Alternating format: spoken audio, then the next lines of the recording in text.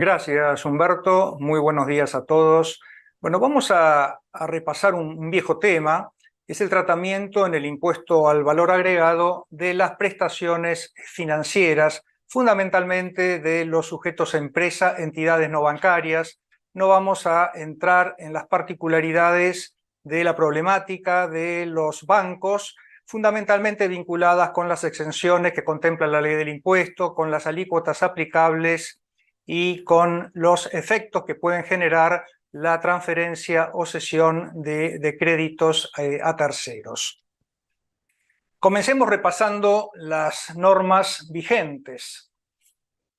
Antes de analizar cuándo se perfecciona el hecho imponible en materia de prestaciones financieras, recordemos que el artículo 3 de la ley del impuesto establece cuáles son las obras, prestaciones de servicios y locaciones de obras y servicios gravadas, particularmente el inciso E de este artículo 3 de la ley del IVA, dispone cuáles son las prestaciones de servicios alcanzadas por el impuesto, hace una enumeración, este inciso, en los apartados 1 a 20 de determinadas prestaciones sujetas al pago del impuesto. Y finalmente el apartado 21, que sería el residual de este inciso E del artículo 3, se refiere a las restantes prestaciones y locaciones realizadas no en relación de dependencia y a título oneroso.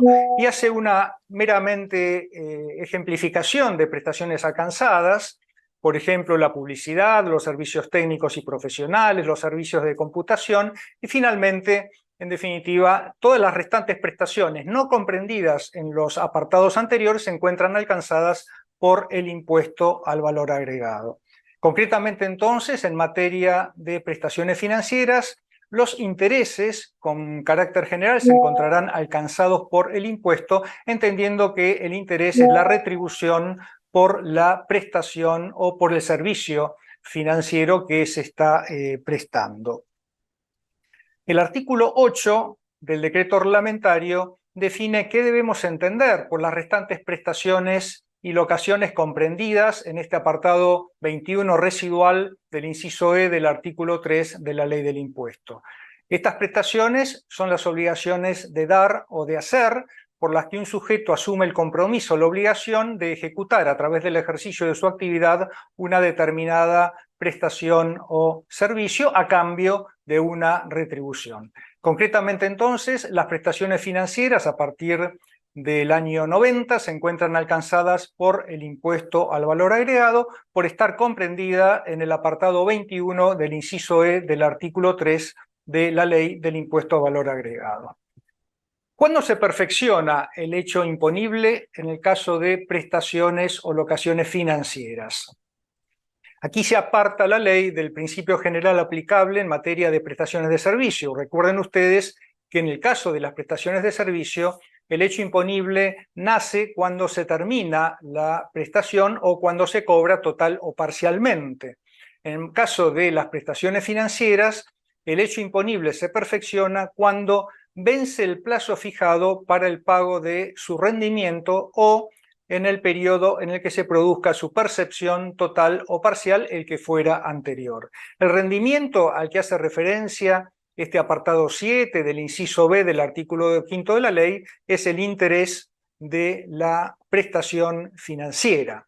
¿Y cuándo se considera percibido el rendimiento? Bueno, cuando se cobra en efectivo o en especie o cuando se debita en la cuenta del prestatario, en la medida en que exista una real traslación de recursos al prestador. Es decir, el mero asiento contable por el que se registra el interés en la cuenta del prestatario no perfecciona el hecho imponible IVA sobre la prestación financiera. ¿Por qué? Porque no hay una real transferencia de recursos al prestador. Para que exista este perfeccionamiento del hecho imponible, tiene que existir una verdadera transferencia de recursos al prestador. Reitero, no alcanza el mero asiento contable de registración de los intereses en la cuenta del prestatario. Ahora, ¿qué pasa cuando estos intereses se facturan discriminados del precio de venta, obra, locación o prestación? Puede ocurrir, por ejemplo, que efectuemos una venta a plazo por ejemplo, 30 días, y no se discrimine el interés implícito contenido en la venta en la factura que se emite. Bueno, en ese caso, el hecho imponible se generará por la venta del bien en el momento en que se facture o se entregue el bien. ¿Por qué? Porque no hay intereses discriminados en la factura. Ahora bien, podría también ocurrir que en la factura de venta se discriminen los intereses del precio de venta atribuible al bien. Es decir, tenemos, por ejemplo, precio de venta del bien 100 pesos, intereses 10, total 110, la factura vence, por ejemplo, a los 30 días.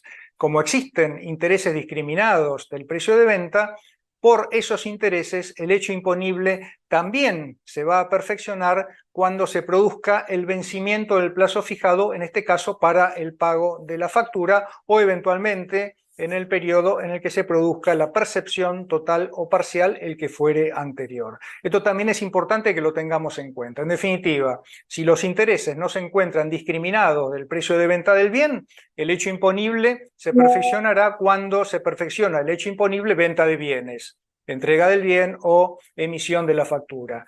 Si los intereses se encontraran discriminados del precio de venta, tendremos dos hechos imponibles diferenciados. Venta del bien, el hecho imponible se perfecciona con la entrega del bien o la emisión de la factura, y por los intereses discriminados en la factura, el hecho imponible se perfeccionará cuando se establezca cuando se produzca el vencimiento del plazo para el pago de los intereses. ¿Qué ocurre cuando existen intereses resarcitorios y o punitorios? Esto está expresamente previsto en el artículo 24 del decreto reglamentario. Los intereses originados como consecuencia del incumplimiento en el pago de la operación gravada, en este caso, estos intereses, el perfeccionamiento del hecho imponible se produce cuando se cobran, cuando se perciben, entendiéndose que la percepción es el cobro en efectivo o en especie, o eventualmente también el débito en cuenta, en la medida que exista una real traslación de recursos en favor del prestador. Ahora, fíjense ustedes que estos intereses, cuyo hecho imponible se perfecciona cuando se perciban, son solamente los intereses resarcitorios y o punitorios que nacen como consecuencia del incumplimiento en el pago de la operación gravada. Pensemos en el ejemplo anterior. Tengo una factura a 30 días con intereses, discriminados o no del precio de la factura. Si estuviesen discriminados, el hecho imponible se perfecciona cuando vencen esos intereses. Si como consecuencia del incumplimiento en el pago de la factura se generasen intereses resarcitorios o punitorios, estos intereses resarcitorios y o punitorios se encontrarán grabados con IVA, y el perfeccionamiento del hecho imponible se realizará en el momento en que se perciban. Estos son los intereses, en definitiva, que se van devengando como consecuencia del transcurso del tiempo y que no tienen un vencimiento predeterminado. Y reitero, son los intereses que se originan en el incumplimiento en el pago de la operación gravada. ¿Y qué ocurre cuando estos intereses resarcitorios y o punitorios se refinancian? Es decir, se capitalizan y este capital genera nuevamente intereses resarcitorios y o punitorios. Bueno, en este caso, cuando los intereses resarcitorios y o punitorios se capitalizan para el cálculo del nuevo monto adeudado, el hecho imponible correspondiente a dichos intereses se producirá no con la capitalización, sino en el momento en que se produzca el vencimiento del plazo acordado para el pago de los nuevos rendimientos o en el de su percepción total o parcial, el que fuera anterior. Esto es aplicable solamente para los intereses resarcitorios y o punitorios que se hubiesen capitalizado. Reitero, el perfeccionamiento del hecho imponible no se produce cuando se capitalizan estos intereses, sino cuando vence el plazo estipulado para el pago de estos intereses capitalizados. Un tema muy interesante que tenemos que tener en cuenta es el alcance, la interpretación del artículo 10 del decreto reglamentario de la Ley del Impuesto a Valor Agregado. Concretamente, el tratamiento aplicable a los intereses originados en operaciones exentas y no gravadas. ¿Qué es lo que dispone este artículo 10 del decreto reglamentario?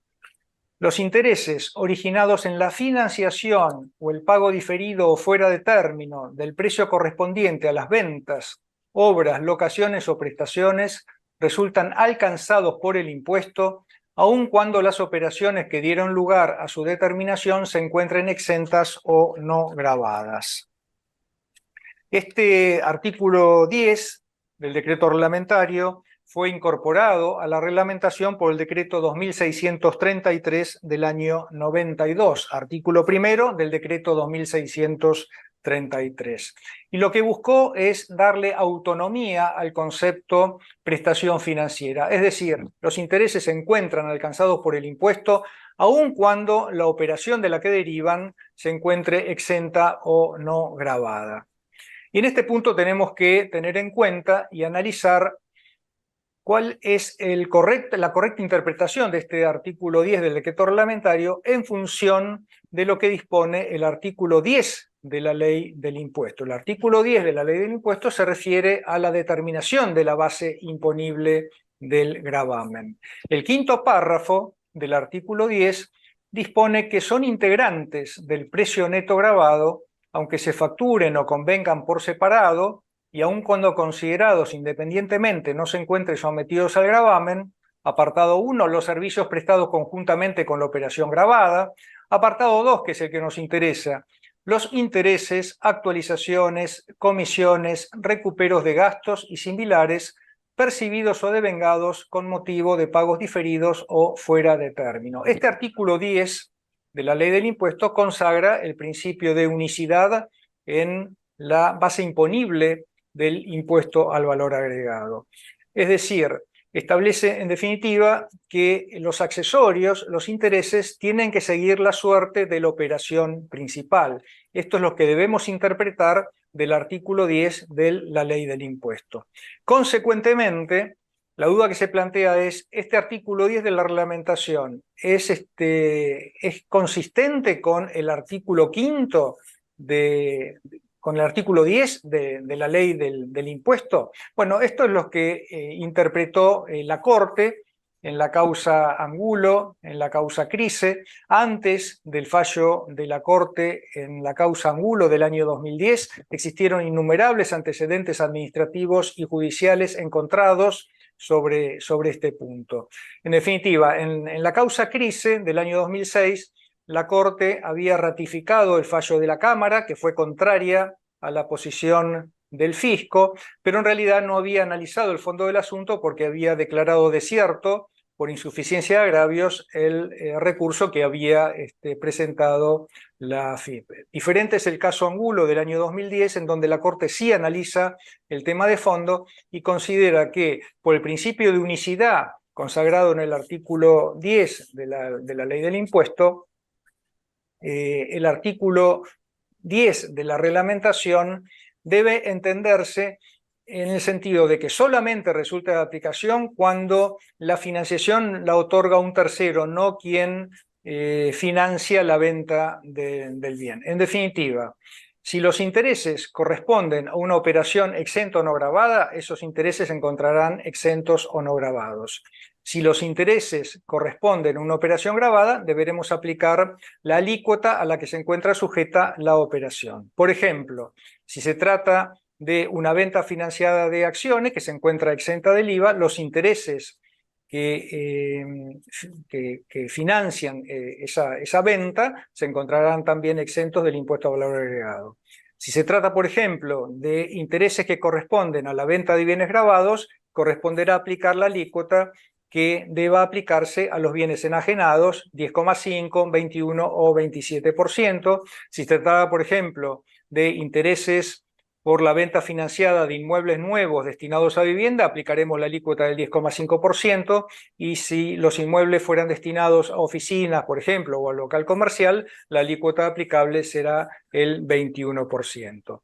En definitiva, el artículo 10 de la reglamentación, conforme lo interpretó la Corte en Angulo, no es inconstitucional. Simplemente resulta de aplicación únicamente cuando se trata de intereses otorgados por terceros, es decir, no por quienes financian la venta del bien. En el caso de que se trate de intereses cuya financiación es otorgada por quien vende el bien, el interés deberá seguir la suerte de la operación principal. Y veamos también cuál es el tratamiento aplicable en materia de compra y descuento de documentos. Esto es muy habitual en la práctica de las empresas que pueden, por necesidades financieras, proceder a la venta de documentos comerciales, por ejemplo, pagarés, letras, facturas, mutuos, etc. ¿Cuál es el sujeto del impuesto? Esto está establecido en el artículo 16 de la reglamentación. Por el descuento de la operación es el cesionario, en definitiva, quien obtiene la ganancia por la operación. Si existieran intereses de la financiación, el sujeto del impuesto es el cesionario, eso con carácter general. No es el cesionario cuando en la operación actúa como cedente o cesionario una entidad financiera sujeta al régimen de la ley 21.526 y el cedente, o en su caso administrador o agente perceptor de la cartera designado a tal efecto, sea un sujeto radicado en el país que asume formalmente la calidad de cobrador de los documentos negociados, ni tampoco cuando el cesionario sea un sujeto radicado en el exterior. Si estos supuestos se verifican, es el cedente o el cobrador el sujeto obligado al ingreso del impuesto, reitero, únicamente por los intereses de la financiación en caso de existir. Las entidades financieras intervinientes deben suministrar a la AFIP la información requerida en la Resolución General 693, esto es, quiénes son las partes, cuáles son los intereses de la financiación, cuándo vencen estos intereses. Sobre esta base el fisco puede verificar que el impuesto sobre los intereses de la financiación sea debidamente ingresado por el cedente. ¿Cuándo nace el hecho imponible? Cuando existen compras y descuentos de documento. Esto está establecido en el artículo 20 del decreto reglamentario. El hecho imponible se perfecciona cuando se concreta la operación, es decir, la finalización de la operación se produce cuando se concreta la operación de compra y descuento. ¿Y cuál es la base imponible? Artículo 48 de la reglamentación. La base imponible es la diferencia entre el valor final del crédito y el importe abonado por el adquirente. Si no existieran intereses discriminados, el valor final del crédito es el consignado en el instrumento negociado. Por ejemplo, tengo una factura, vendo la factura, cedo la factura. En ese caso, si la factura es por 100 pesos y se negocia en 80, la diferencia de 20 es el descuento sujeto al impuesto al valor agregado, a la alícuota general del 21%. Ahora, podría ocurrir, por ejemplo, que se da un contrato de mutuo que tiene intereses convenidos. En ese caso, deberé estimar en función de las particularidades del contrato cuál es el interés que deberá abonarse al vencimiento del mutuo. Ese interés deberá adicionarse al mutuo otorgado, y ese es el valor final del crédito. Eso se compara con el importe abonado por el adquirente y la diferencia es el descuento sujeto al impuesto al valor agregado. Así se determina la base imponible sujeta a impuesto. Un caso también muy particular que tenemos que tener en cuenta es el tratamiento en el IVA de la cesión de créditos litigiosos. Se trata de créditos vencidos, el acreedor inicia acciones judiciales para intentar el cobro del crédito y durante el transcurso del juicio lo que hace el litigante, el acreedor, es ceder el crédito litigioso a cambio de un precio X. Bueno, esto se consultó en el grupo de enlace AFIP Consejo, acta del 5 de marzo del 2003, cesión de créditos litigiosos. La consulta fue, en el caso de cesiones de créditos, los artículos 20 y 48 del decreto reglamentario de la Ley del Tributo disponen la gravabilidad de las mismas en oportunidad de realizarse la cesión por la diferencia entre el valor nominal y el importe de la cesión. No corresponde la aplicación de esta norma en el caso de créditos litigiosos. Obviamente esta es la opinión del consultante. Bueno, la respuesta de la AFIP fue que se trata de una operación financiera gravada con el impuesto al valor agregado. En realidad es un tema discutible, en mi opinión no debiera gravarse el descuento cuando existe cesión de créditos litigiosos, porque no hay una prestación financiera que establezca el valor del descuento. En realidad, el descuento, que puede ser significativo en este caso de operaciones, obedece a razones diferentes a prestaciones financieras. Fíjense que en este caso el crédito está vencido, es decir, no hay un plazo por el calcular un determinado interés, no hay una tasa de interés aplicable. Simplemente acá lo que se pondera es lo que puede resultar del juicio y eventualmente la solvencia del deudor, porque aun cuando el resultado del juicio fuese favorable al acreedor, bueno, su cobrabilidad dependerá de la solvencia del deudor. Por lo tanto, al no haber una prestación financiera que determine cuál es el valor del descuento, en mi opinión, este tipo de operaciones no debiera estar alcanzada por el impuesto a valor agregado. De todas maneras, sepamos que la opinión del fisco fue a favor de la gravabilidad de este tipo de operaciones. Y ya para terminar, y no es un tema que esté directamente relacionado con las prestaciones financieras, pero me pareció de interés recordar el tratamiento en el IVA de las quitas concursales. Concretamente, ¿la quita concursal se encuentra o no gravada por el impuesto al valor agregado? Aquí también existen innumerables antecedentes administrativos y judiciales encontrados sobre la correcta interpretación de este tema, pero la Corte, en la causa Celulosa Campana del año 2015, terminó ya resolviendo esta cuestión y llegó la Corte a la conclusión de que las quitas concursales no se encuentran gravadas con el impuesto al valor agregado. ¿Cómo es el tema? Recordemos que el artículo 11 de la Ley del IVA establece que al débito fiscal generado por las ventas de bienes, obras y servicios debe adicionarse el débito fiscal generado por los descuentos, bonificaciones o quitas logradas en el periodo fiscal. Es decir, en términos generales, ante una venta que después se genera un descuento, una quita, una bonificación, el vendedor lo que debe hacer es emitir una nota de crédito. Esa nota de crédito genera un crédito fiscal para el vendedor y un débito fiscal para el adquirente. La quita concursal está contemplada en la quita a la que hace referencia este artículo 11 de la Ley del Impuesto. Esto es lo que se está en definitiva discutiendo. La Corte entendió que solo incrementa el débito fiscal aquellos descuentos o quitas logrados respecto del precio neto gravado, es decir, del precio neto que resulta de la factura o documento equivalente extendido por el obligado al ingreso del impuesto.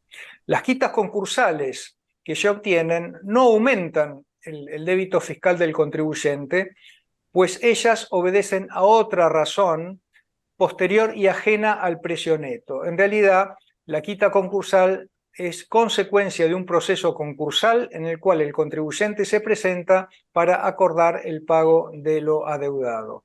Por lo tanto, por la quita concursal no se genera un débito fiscal para el concursado ni tampoco, consecuentemente, un crédito fiscal para el acreedor vendedor del bien prestador del servicio. Bueno, me pareció de utilidad recordar, después de tantas idas y vueltas, el tratamiento en el IVA de las quitas concursales, con este fallo de la Corte en Celulosa Campana que cerró el tema, interpretando finalmente que las quitas concursales no se encuentran gravadas con el impuesto al valor agregado.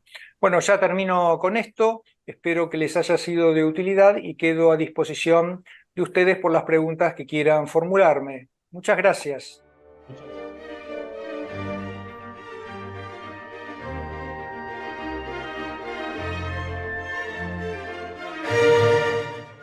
Sí, dos consultas. ¿Qué ocurre con el IVA facturado por los intereses que se originaron en una cesión de derechos no grabada en el IVA, impaga a su vencimiento?